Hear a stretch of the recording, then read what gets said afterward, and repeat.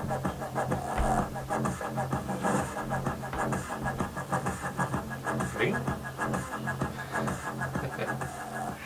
Welcome to PrepperCon Radio this morning. Scott points to me, hey, you're up. So, I had to have a little fun today. hey, well, I guess I need to practice, right? Always. It's always good to practice. Welcome to PrepperCon Radio, and our volume's a little too high here. Hopefully you're hearing us okay out there. Give us a call if the sounds are weird. In fact, give us a call if you want to talk preparedness. This hour is dedicated, as always, to preparedness. 100% unadulterated awesomeness, survival, preparedness, end of the world, poking fun at the apocalypse. If only it would happen sooner, right? And when I say end of the world, I mean end of the world as we know it. As we know it, right? The world's not going anywhere. The people are going to hell in a handbasket if we don't change our ways, but we can fix that. You are listening to K-Talk Radio. That's AM 630. This is the voice of the Rocky Mountains, as I like to call it. Very cool. The truth heard from on high a mountaintop. Yep. You're listening to K-Talk Radio. We have a lot of fun. We love your involvement, listeners. Thank you for being part of the show. As always, we've got PrepperCon coming up.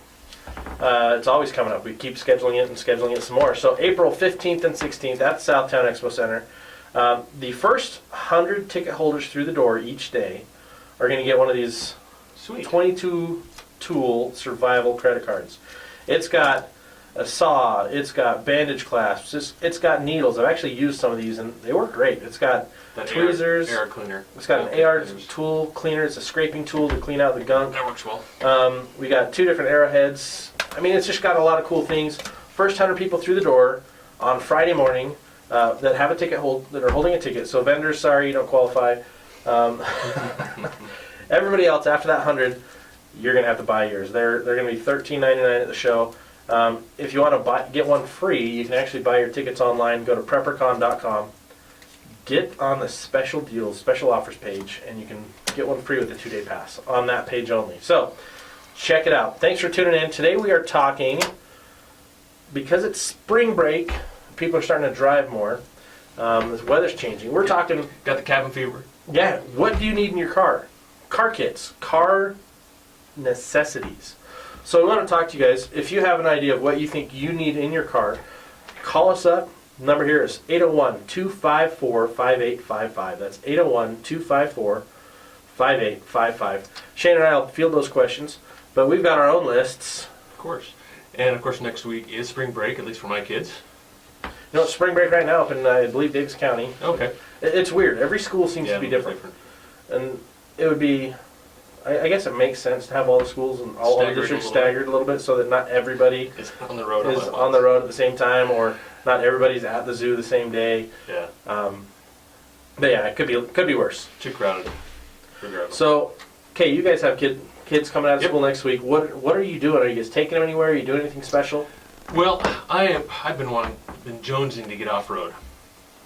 Still kind of have some snow in the high country, so I can't really get up in a lot of those areas. But out west, desert, I think that's where we might be headed. Nice. Out to Fish Springs, out west, Callio, Gold Hill, Ivanpah out there. A little warmer temperatures, a little less snow. So less snow, maybe not warmer, but a little less snow. Well, yeah, that's true. Maybe not warmer. So what are you going to be making sure you have in your car? Top thing, first thing that comes to mind, what do you need in your car? Well, I'm a bit of a, how would I put it? A bit of a freak when it comes to being prepared for a road trip. Especially, I've got all my kids, all 7 of us in the vehicle. I don't want anything to go wrong. I don't want to get stranded.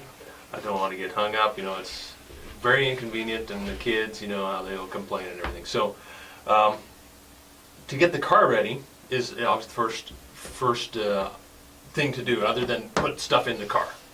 Everybody has lots of stuff, obviously, to carry with them. Especially me. I carry more than anybody else. But the first item is to take care of the car itself. So the very first thing I do, what I've learned through sad experience, is I check my tires. And what I check my tires for is screws, nails. Although they may not be leaking, right? I go over a cattle guard, go over a rock, pulls that screw out, right? And then I got to deal with a flat tire there on the road. That's no fun at all. Dang, that's crazy. So rocks, anything can pop those tires. Like, Yep. we actually, funny story, this weekend, well, Monday, we were driving down to St. George to deliver the Hurricane Simulator to the next fabricator who's actually building the shell for it, for PrepperCon. If you want to take a ride on it, it's $10 at PrepperCon. Get your tickets now. But here's the cool thing. We were testing it out without it completely put together, and we were pushing winds of 120 miles an hour. Mhm. It was insane. It was Yeah, crazy try it. strong. A lot of those simulators you see in the malls, they say the wind speeds go up to 70 miles an hour. We actually took a windometer, I guess is what you call it. And we took it in there, and they were only pushing about 30 miles an hour. Or at least what they're saying. And so it's kind of funny. Ours, we were testing it out with the high-grade airplane winometer, the one that you actually attach to the bottom of an airplane to really see where your wind speeds okay. are. And we were going 119 miles an hour, so almost 120. And we didn't even have it all the way throttled. It was insane. Crazy. So you can see pictures of that on our Facebook page on facebook.com/PrepperCon. But it's insane. That's going to be there. But on the way down, I looked at the tires and I thought, okay, they look good. I banged them. Brand new tires. My truck's great, but the trailer, I was a little concerned. Mm-hmm. I was like, yeah, they look fine. But I was like, the outer wall looked good, but I was just a little worried. Well, we didn't even get it all the way. We got to Nephi, I think. Mm-hmm. And we went to gas up, and the tread was starting to bubble off the tire. So it was about Didn't to that peel. come all the way from Florida on that? And it came all the way from Florida. So we got hosed. This guy put horrible tires on there and wore them all out before he even got them out to us. And so we couldn't even make our delivery. I had to buy new tires. But make sure you have backup cash. What if my credit card or my debit card wasn't working? Yeah. Absolutely. I couldn't Cash finish is a my big, trip. big part about it. Talking a little bit more about tires, air pressure is obviously very critical. Because I like to go off-road, I like to run my tires a little bit lower on air pressure. I do that for a couple of reasons. Of course, the ride is nicer over the bumps. It's less jarring. If you have running it, some of the tires, some of these SUVs you can jack them up to 80 psi for towing in particular. Not. Try that other mic. Your numbers are going way low. Oh, should I turn this up over here, mic 1? I don't know. Or should I do stereo? Should I do both mics? How does that sound? The other one's way better. Stick All right, with we'll red. switch mics. All right, that's too bad. That one's way up. Right, is that good? Drop your numbers. There we go. All right, cool. So what was I talking about? Air pressure. Air pressure. Running the tires a little low. Exactly. So when you're off road, even if it's just on a graded road, it's not paved, but you're on a graded gravel road. I drop the air pressure down to 30, 35, depending on your vehicle. It depends on the weight of your vehicle, how many people you have in the vehicle, and so forth. Right. Drop your air pressure down so that you have a wider tread pattern, more tire contact with the road. It gives you a softer ride. Also, imagine a balloon. So how easy is a balloon to pop when it's fully inflated? You've got it really high pressure in there, very easy to pop. You can do it with your fingernails. But now imagine a balloon that's deflated. You can stand on the thing, and it doesn't pop. It just stretches, and that's kind of the same principle with tires. If you're off road and you encounter a sharp rock with a highly inflated tire, it's more likely to burst, to have a puncture. I've had that happen. Yeah, me too. Absolutely. And so run a lower air pressure, and that will help avoid punctures. But also the thing is with air pressure, you've got to have a way to air your tire back up when you get back on the road, because low air pressure can be dangerous, especially on the freeway at high speeds. You lose control. Your vehicle becomes less stable. So it is important to have the right tire pressure. So when you're off road, you should be at lower speeds. So it's going to be more manageable. Lower speeds with lower air pressure. And you're just going to have to check your vehicle out. You're going to have to test it. You're going to have to try it. But it makes the ride so much nicer, especially if you just have your stock shocks on your vehicle. And it makes it a lot safer too for punctures and so forth. So that's my advice for this next week for your tires in particular. Of course, my recommendation on tires is, I'm an SUV guy. I will always have an SUV, a truck, or something like that because I have to be off-road. So tires are extremely important to me. My favorite tire, and I'm not sponsored or anything by this brand, but I've worn them for years, is the BFG. The BF Goodrich all-terrain tire is fantastic tire for off-road and for on-road. It's relatively quiet. There are tires that are more quiet, but for a tough, durable tire off-road that does really well on-road as well, that's my favorite tire. So for me, the selection of tires is very, very important. So when we're talking about preparedness, talking about trips, talking about family safety, first and foremost, make sure your vehicle's running well. Good tires. Good tires are going to take care of a lot of things. It's going to avoid accidents better for you. Shorter stopping time, better acceleration, better turning. But just make sure your tires are good. I mean, your kids and your life hinge on the quality of what you're doing, on the quality of the things you're using. So don't go cheap, go safe. Let's talk the next few things. Let's kind of jump ahead. Now, in your car, what are some basic, simple things that you think would be a good thing to have? Really, I think at all times. But as soon as we start hitting spring, there's some you can change things up. Absolutely. In winter, I carry different things in the winter, and spring, summer, and so forth. Well, for me, again, all my trips I plan are really to go off-road.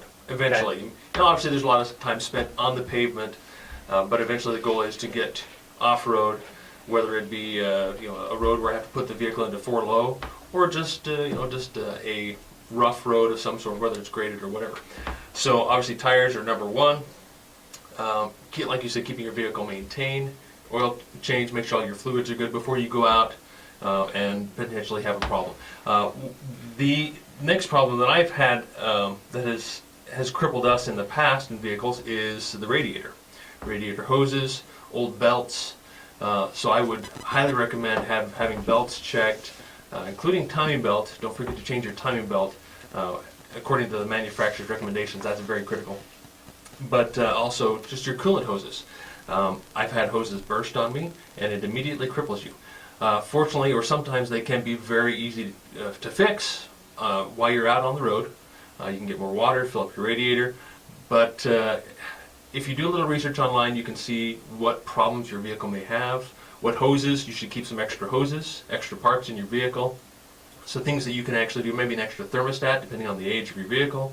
Those types of repairs you can do while you're out on the road. So that's my next recommendation, is maybe extra parts, extra fluids, and you should know your car, if it burns oil, or if you have certain issues to take care of. Gotcha. So we're coming up on a break here in a second. So we've been talking car maintenance. Make sure you're taking care of your car. Obviously, it's going to last longer in the first place, but your family's going to be safer having a safer car, having everything taken care of, making sure tire pressure's good, making sure you've got the appropriate oil changes, the correct spark plugs in your vehicle. That's a good one. Makes sense, It took me, real quick before we bumped into the break, it took me 10 and a half hours to get from Bountiful to St. George on Monday. Mainly because you had the wrong spark plugs. Because my mechanic put the wrong freaking spark plugs in my car. Wrong size for the engine and wrong brand for the vehicle. So it blew a couple of the coils. For those of you who are mechanics, you probably know a whole heck of a lot more about this than I do, because I'm still an idiot and I'm still pissed. But had I known that, I could have avoided that problem. I mean, I was crippled 3 times on the way down there because of this problem. Ruined your total vacation. Totally, it wasn't even a vacation. It was a work trip to go drop something off, the hurricane simulator, and then turn around and come back. So make sure your car's got the right things in it. Make sure you trust your mechanic. Make sure your family's safe. When we get back from the break, we're going to talk a little bit more in depth about things you can carry on your person, but also things to put in your car to be better prepared. Sweet. Thanks for listening to K-Talk. We'll be right back after the break from these words from our sponsors. We have weird music every week, and I blame the prepared guy. You can blame me. All the time. That one wasn't so bad. The last one, going out with the last one, that was bad. It was dumb. It was horrible. We'll switch that one. Thank you. All right, we're back, and I'm busting out the speakers here. I apologize. I'm having some problems getting the radio levels right on the speakers here. Cars, springtime, Road trip, allergies, fun times. Okay, we're talking safety, right? PrepperCon Radio, K-Talk. What we're talking about right now, we talked last segment mostly about car maintenance. This segment I want to talk about what you should have in your car. As you come out of winter, take out the big big boots, take out the big extra coat, take out the Right. big wool blankets. You don't need as much warmth, but you still need it. I still keep the wool blankets in there for summer for a couple of reasons. First of all, for my winch. When I've got my winch, I throw on, because I've got a receiver in the front of my vehicle, I throw my winch on, and then I use my wool blanket over the winch cable. If I'm pulling myself out or somebody else out, you don't want that winch cable to come unattached somehow and then come flying back at your vehicle or the other vehicle. So that it acts as a damper, throwing that wool blanket over that. Plus, you lay it out for a picnic. With oil and grease and everything else on it. Sure. Make sure you put that side down. I don't mind. I don't use under my vehicle. I've got a different pad just for that. But You never know where that winch is gone, so you be double cautious. So I love having two different types of wool blankets. I've got thicker ones for the winter that I bring in, and I've got thinner ones for the summer that I leave in year round. That way I've got a little extra. But I also have those Mylar blankets. They're great in a pinch. They're usually one or two uses, and then they start to fall apart. But if you're stuck somewhere, those are always good to have, and they're even great to have in a pinch because they're so tiny. You can pop it into the back seat, little carriers behind the front seats. Those little pockets. You can pop a couple in there, pop a couple ponchos in there. Toss a lighter on each side. Ladies, keep one in your purse. Yeah, keep one in your purse. They're so good to have. If you come across an accident and someone's in shock, boom. The first thing you need to do is assess the situation, start taking care of that person, but get them warm, get their body core temperature corrected. Having a blanket or something to wrap around someone in an emergency is quite comforting. Absolutely. So my next item that I have on there, of course, I was going to say, of course, the winch, but also all my accessories to go with the winch. Snatch blocks, shackles, straps. I go by myself. This is Shane. Now, if you're not everybody has a winch. Sorry. Well, if you go by yourself. We're not in well, that's another topic for another day. But going by yourself, you find yourself stuck. How are you gonna get out? If you're going in a caravan, you got two people and you carry a strap, you can pull each other out if you happen to get stuck or what have you. So I carry the winch. I've got all the implements I need to go with it. I also have an anchor.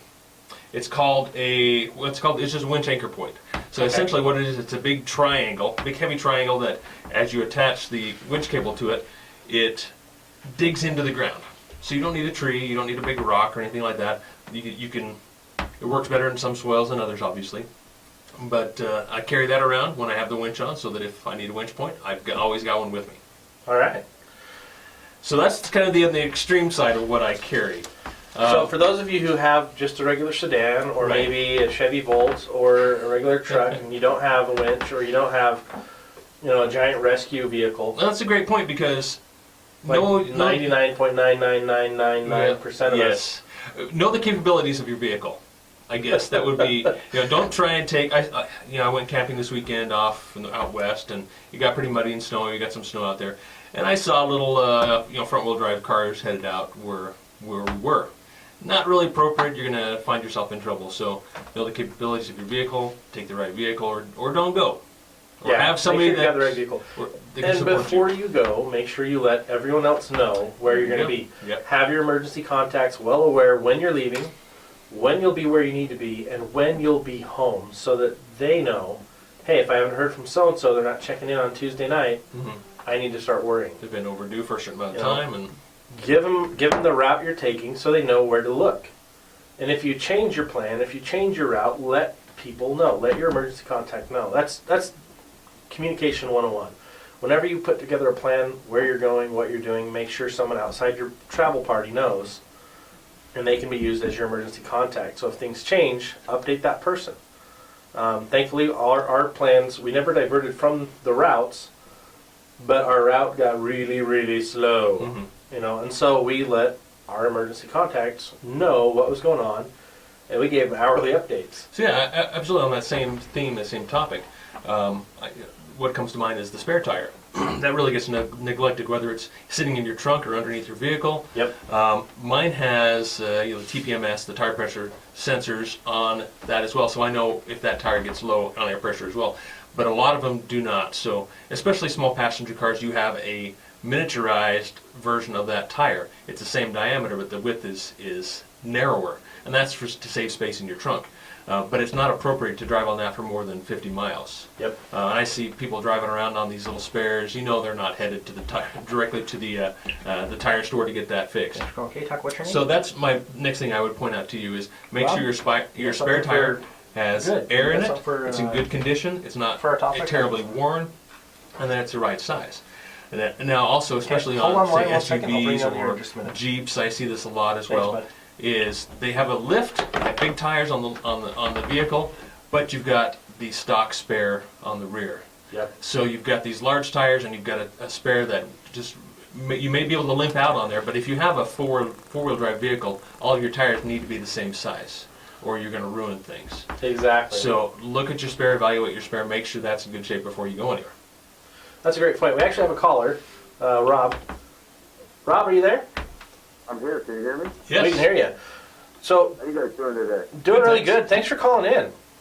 Well, I got 2 suggestions. First of all, you're talking about small cars. A winch is a great thing. They make winches now that they have a little receiver hitch mount. They slip right into your receiver hitch. Yep. And, even for small cars with receiver hitches, I think. Yeah. So it's weird. on the rear, you're saying so that you can pull yourself out of a situation. Yeah, whatever you got, rear or Yeah. the front. Sometimes people have them on the front of their cars, but, it's just it's kind of small, compact, and they fit in your thing. And another thing I never hear you guys mention, AAA insurance. Yeah. No, that's absolutely. That's a great point. I think that's one a lot of people are forgetting every day. And Yeah. I'm glad you brought that up. Insurance is awesome. Mhm. I mean, every time I've been in a major accident, insurance has been there to save my butt. Yeah. You AAA and AAA, when you're stuck on the side of the road, sometimes you're out in the middle of nowhere, but you still got phone reception, and passerby cars are few and far. I've used it many times. Awesome. That's true. And another point that the thing that I've used before is a come along.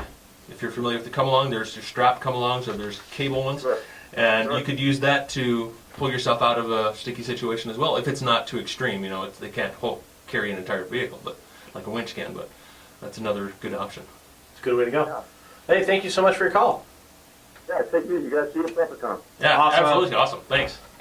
And so I guess that also brings along, obviously, if you're stuck and you can call AAA and you don't have cell phone service, how do you get help?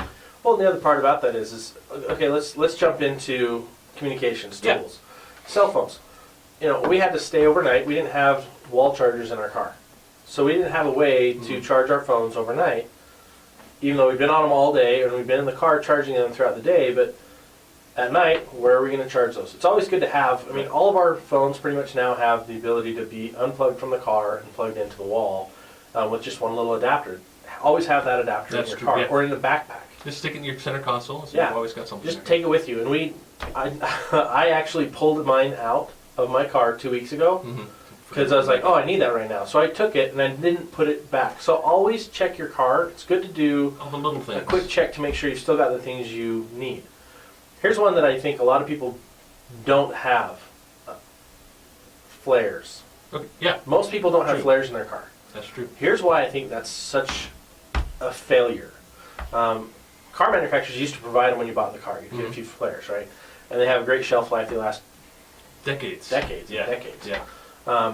But there's 2 reasons why I love having flares. Number 1, if you are broken down on the side of the road, or maybe you can't get all the way off the road, light that flare up, put it on the road. Especially at night, people are going to see that Big from hazard. pretty dang far away. But you need some type of marker to let people know that's where you are and not to hit you. That's a great point. Yeah, flares are inexpensive. You can go down to your AutoZone or your local parts store and pick up a couple of flares and throw them in your trunk. Yep. I also have one of those safety triangles. Those so are it actually great. is folded. It folds up in a little case. Put it in the back of the vehicle. If you're broken down the side of the road, you can set that back, a couple hundred feet from your vehicle. Highly reflective, easy to see. Exactly, so that people want it coming up on you, especially if you're coming over a crest of a hill or around a corner where people are not going to see you. That's an extremely good point there. The other thing I like about the flares, they run for quite a long time. I mean, they burn for 3 to 5 hours. Now, here's the cool thing is, you can start a fire. Oh, with yeah. your flare. So if you don't have Start a forest. a lighter, I've got a few lighters, in my car. But if you can't find those or you don't have those, your flare can also be used as a fire starter to help keep you warm. And here's another point: is if you're stranded, you can take your flare and light your spare tire on fire as a single smoke. Now, And don't that's gonna stand be next to it; noticeable. it's highly toxic. Oh, yeah, but it's going to create that black smoke and it can be seen for miles and miles, and people are going to notice it, especially a black smoke. Black smoke, people worry. If you see black smoke like that, make sure you call first responders, get somebody out there to help them. It could be anything from someone just stuck there or some kids messing Yeah, it around, could and be if kids are nothing, it messing could around, be you got to something. stop them so that we don't have forest fires and other problems, wildland fires. Cool. So communication. Communication. I love having backup systems. In my car, I actually have, and I've pulled it out with me. This is a 3-tool-in-1. You can hear that? I need to get me one of these PrepperCon. So, hybrid light, they're going to be at PrepperCon. This is one of my favorite things that I got last year. It's a solar-powered flashlight and lantern. And lantern. What I like about this one is that you can charge it with your USB. Yep. So it's got a USB charger that comes with, but here's the coolest part for me. This battery can charge my You phone. can also charge your phone with it. I can charge all my small electronics that have USB-based charging systems. This is compatible with. So, and I can charge it in office lighting. Stick it I on the can dash charge of your it car. outside. I just stick it behind the seat, the passenger seat in my truck, and so it's up against the window almost all the time. Cool. And it's just collecting Constant solar charging, energy. So it's always got to charge. And so I use this to save my phone over the weekend. I was like, oh, I'm almost out of power. Oh, I'm almost out of power. So I used this Plug it until I in. used it up. Yep. And then I was able to last through the night. Yep. Next morning, we got back to the vehicle. We were able to keep charging. So have that backup system. Yeah, But you also need light. If you've got to work on your car, Dual it's purpose. dark, Yeah. you can hang this from your hood. It's got a little hook. Yeah, that's cool. You know. Yeah, that was on my list, is actually a way to charge your phone away from your vehicle, solar power, and this gives you the option for it being a light source as well as a charging source. That's very cool. Yeah, anything you can do to increase redundancy, but also increase each item's ability to be multiple tools in one. I love having multiple tools in one, purely for the fact that it saves space. Yeah. I look in my garage and I've got tons of crap in there. Multiple types of shovels, everything. And then there's products like Redhead Tools. They came out with this like 21 I gotta get me some tools of in those. one. It's a shovel, a spade shovel, a regular round nose shovel, a flathead shovel, a rake, a hoe, like all these different things with different configurations of length of the handles. And so it's just like, holy smokes, and it takes up a third of the space of all my other tools Yeah, combined. and that's the one thing I keep in my vehicle as well, is just a small folding shovel. Yeah, it's not a small large folding like shovel. the Redhead full-size shovel, which would be nice when it comes to emergency. But that's another thing is having a folding shovel, Yeah. whether it be to be a cheap military surplus one or a nicer Gerber brand that that I like, and I take that backpacking all over the place. Absolutely. And put a roll of toilet paper next to it. Oh yeah, that's an important one. In your car, people, put toilet paper in your car. Roll of toilet paper. Multiple uses. If you've got an allergy attack, great, you can sneeze into it. But more importantly, if you're stuck on the side of the road, or maybe you've got a small one, or you yourself have a tiny bladder and you've got to pull off to the side of the road on a long road trip, Very essential. have some wipes, and have some wet wipes. I love having a roll of Yeah. toilet paper and then a roll of wet wipes. So then you can clean up afterwards, you don't have to find a water source.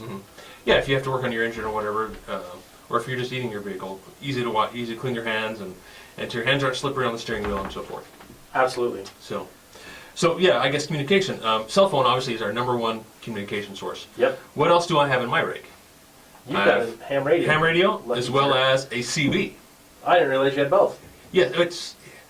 I'm Is it a updating 2-in-1? No, it's not. It's not. Okay. It's the CB is definitely old school dinosaur, but it is as reliable as communication gets. Yeah. The CBs. So don't discount the CB and having one installed in your vehicle, or even having a portable one. And they're not expensive. They're very inexpensive. Of course, there are expensive ones out there that are very Right. nice, but even the most basic will get you at least a couple miles range, if not more, depending on your antenna and so forth. I was staring at them while we were at a truck stop just yesterday, and there's a long-range extending 3,500 watt Wow. antenna For truckers. for truckers, right? But it's a magnet one. So you could Just put it on your hood. drop it on the hood of your car, drop it on the roof, Yep. you know. But you could extend, if you've got the right CB, I mean, and they had all types of CB radios that you could increase that thing. It plugs into your Yeah. car, and then it plugs into your CB radio. But, I mean, that thing, way overkill, Yep. but it was only $450. Yeah, that's pretty cool. Now you can buy just little portable units that plug into your cigarette lighter, put the magnet on your roof, and you've got all 40 channels, and you've got 5 watts, something like that, which Yeah. could be make the difference in How many setting the miles rate. usually does 5 watts get you on a CB? It really depends on the terrain more than anything. But from what I understand, if I remember correctly, you get about a mile per watt, or maybe 2 miles per watt. Okay. And it depends again on if you're wide open, if you've got hills or whatever blocking your range, it's gonna make big differences. But say a ham radio is depending on the wavelength, you can reach hundreds of miles, basically line of sight. You could talk to the moon with just a simple Space station. with a half a watt. Yeah. With a half a watt, you can talk anywhere. So, But ham for radios that, are big. you need to have You gotta have a your license. ham operator You know license. what you're doing, and they're expensive. But it's worth it. I'm actually Yeah, working on mine absolutely. right now, and I'm Get it. still a moron trying to figure it out. But even the FRS radios, the little family radio service radios, if you're talking between vehicles, that's a great option too. Absolutely. Okay, Hey, we're running to a great. break. You're listening to K-Talk AM 630. This is PrepperCon Radio, and we'll be right back with you.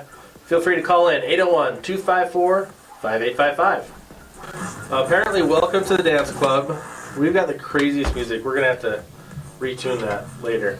You're listening to K-Talk Radio AM 630. We're talking about things you should put in your car, things you should have in your vehicle. Now that it's springtime, you're thinking, okay, the snow's starting to melt. There's still problems, though. There's still snow out there. So apparently Scott is telling me that I'm going over He's the top crazy with the about it. winch and all He's my like- gear I carry. On the break, he's like, "Oh yeah, I want to talk about air compressors." And I'm like, "You're gonna go build a house? CO2 tanks. CO2 and, tanks?" I'm like, "Okay, yeah, you can refill your tires. That's great." But I realized, okay, yeah, maybe I'm a little bit advanced, you could say. He's our advanced For- placement prepper. I'm prepping 101, 202, and 303. He's level 400, 500, and AP history. Anyway, so trying to keep it more down to basics. What keep in the vehicle? Fire extinguisher, Absolutely. super important. I have one that fits right in my door, in my driver's side door pocket. It's just a small one, really meant for electrical fires. If your vehicle does happen to catch on fire, the best choice is run away. Yep. Don't try and fight that fire. It's called safe distance, people. Exactly. But if you have family, you've got. Don't try and rescue things. Try and rescue family. So really, that's what that fire extinguisher is for: is to maybe get yourself out, get your family out. So that's super important to me. I like to carry a small inverter, just 150 watt, 2, 3, That's actually a 4 really good watt idea. inverter. Plugs into your cigarette lighter. You can use it to charge your camera batteries. You can use all kinds of uses. Yeah, as Super long as your handy. car's still running, it's great. Another thing is there's some inverters now that have actually a solar power panel that you can plug into. Oh yeah, absolutely. Great option. Some panels are bigger than others, so think smart Yep. when you're putting your kit together. Put your panel in your front window. And on going the back side on of the it. air compressor, maybe you Mhm. can't fit an air compressor, or maybe you don't have the funds to go get an air compressor, but you can get Well- the air can.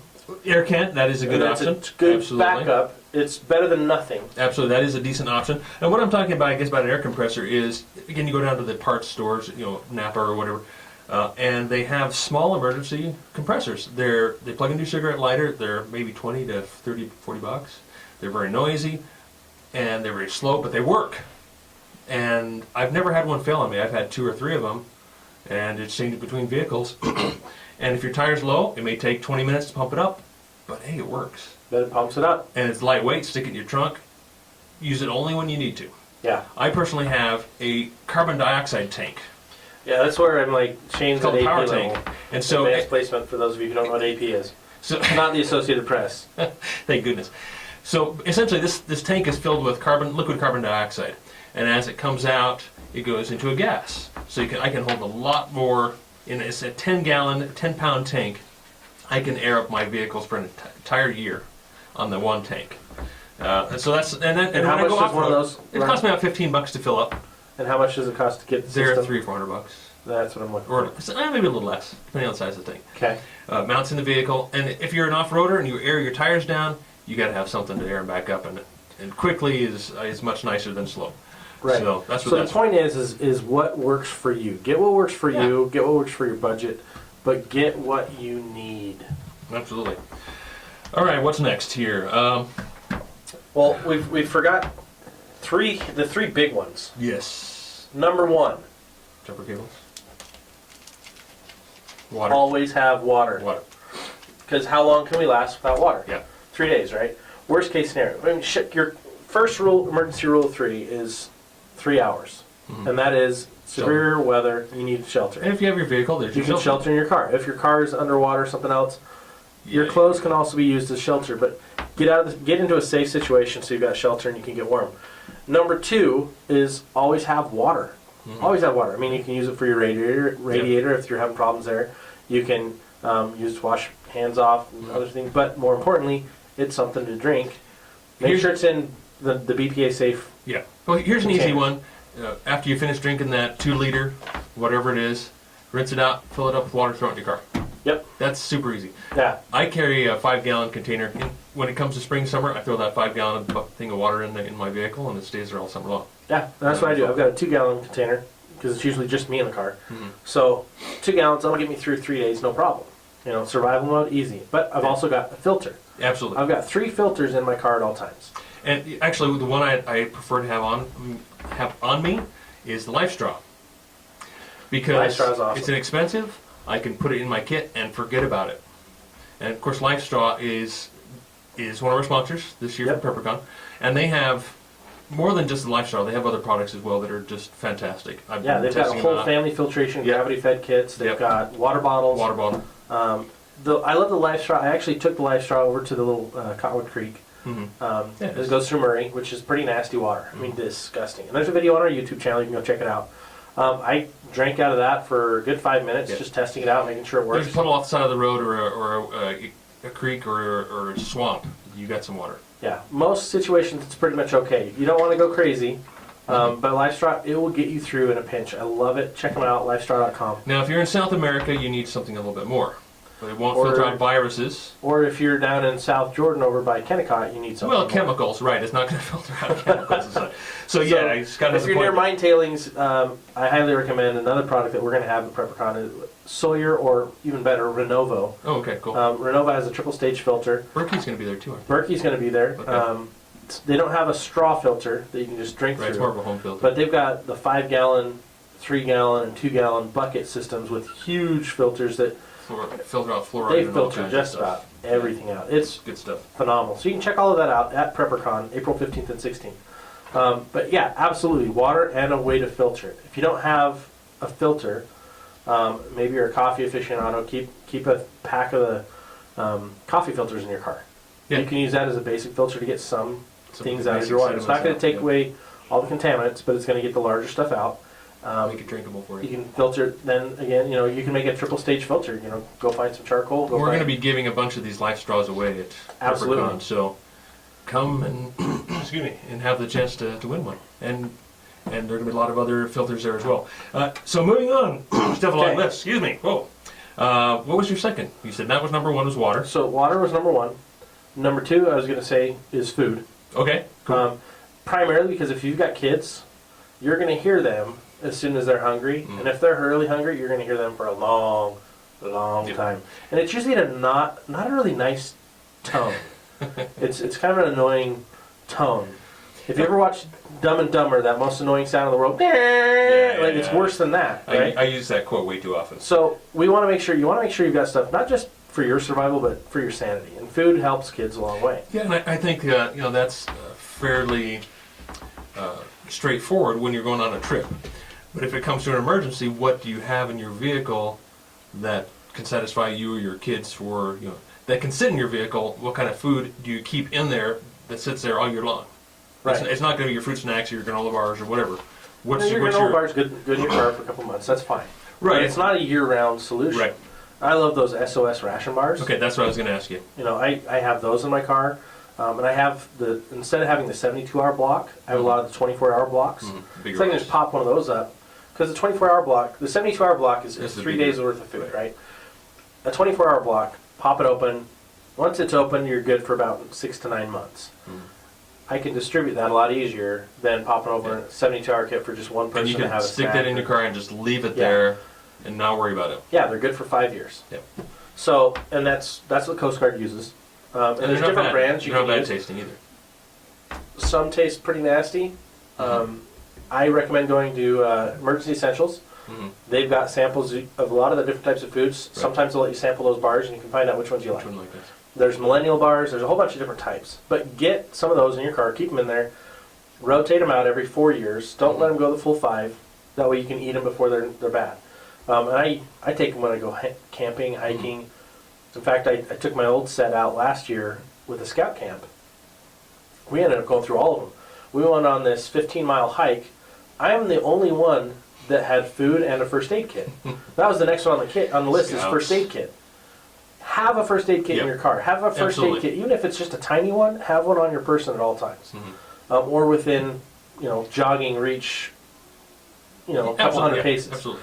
And so in my vehicle I have of course jump kit. I trained as an EMT years ago, and so I prepared my jump kit, and it is oriented toward trauma. Obviously, if there's a car accident, you need to have the right medical supplies to treat trauma, larger injuries, like we were talking a little bit about last week, tourniquets, trauma bandages, and so forth. So that's it's good, obviously, to have the Band-Aids and the little stuff too. Absolutely. But think about the larger instances as well. You never know when you're going to have a major catastrophe happen. It's good to have the bigger stuff just in case. Yeah, one of the most often overlooked things is a good tourniquet. We're going to have Ready Man at PrepperCon. They've got the RATS tourniquet. It is the best, one. Easiest, quickest, simplest, and just, it's just awesome. It's so simple. You can put it on one-handed, so if you lose an arm, you can use your other arm to put it on. Or your teeth and a foot if you've got that dexterity. But it's something you can get through.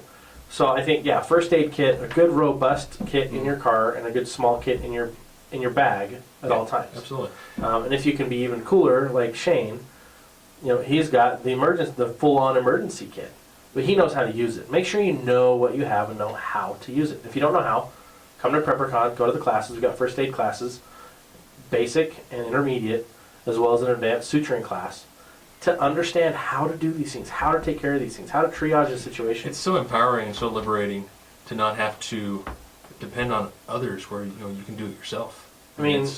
If you're out on the road, if you're somewhere between Beaver and Cedar City, you're 45 minutes minimum away from first responders being able to get to you.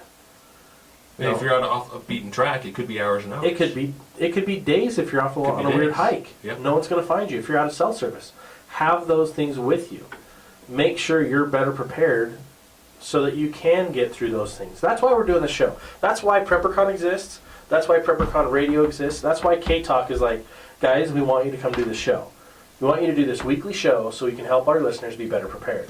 And just like anything, the more you teach, the more we teach, the more we learn. Absolutely.